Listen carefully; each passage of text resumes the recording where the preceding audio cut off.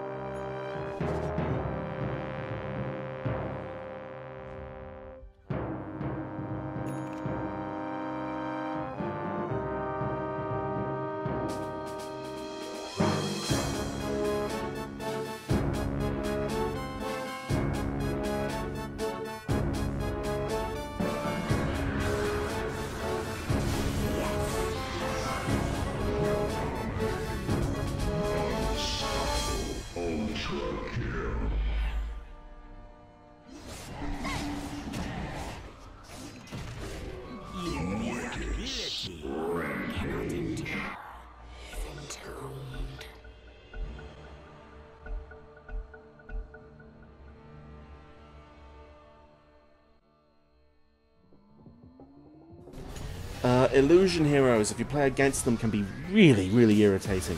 There are some heroes with rather powerful illusions, such as Morphling or Spectre.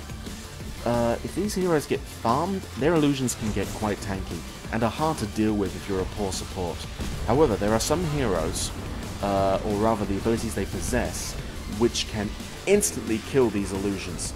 Lion has two abilities. He's got Mana Drain and Hex, which can instantly kill like a 4k HP Morphling illusion, rendering his ultimate almost useless.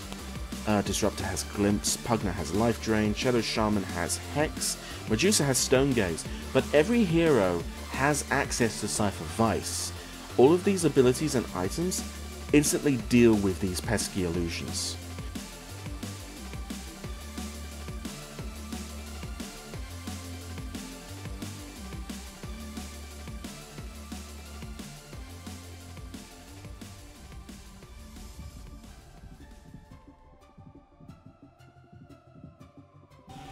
It's also quite important to mention several skills that can give you the ability to deny your allied heroes. You will often find yourself playing against a Queen of Pain or a Venomancer or a Doom, and similar heroes with damage over time spells. If you ever find the allied hero escaping with almost no HP left while under the effect of these spells, feel free to deny him and prevent him from giving the golden experience to the enemy team. However, to be able to attack the heroes affected by the mentioned abilities, they have to be below 25% HP. It could also be a good idea to remember that you can deny yourself with some of your own abilities, or even by the abilities from the heroes in your team.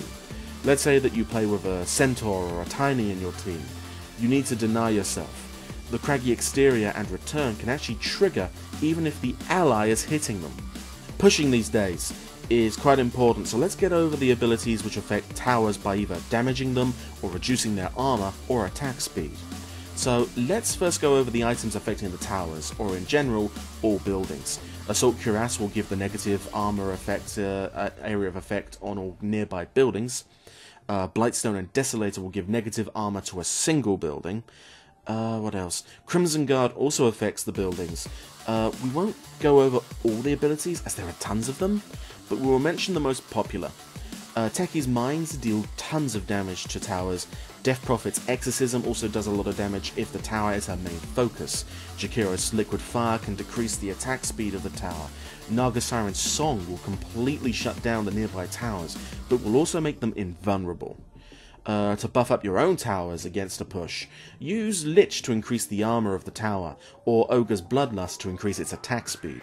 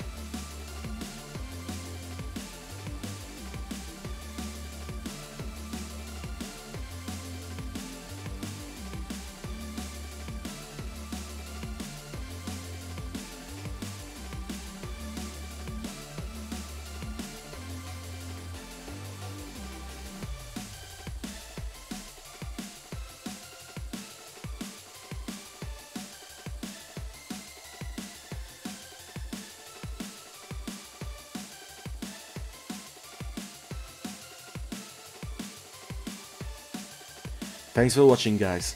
Hope you have a great time in your games. See you soon. This is Ben, signing out. You take care.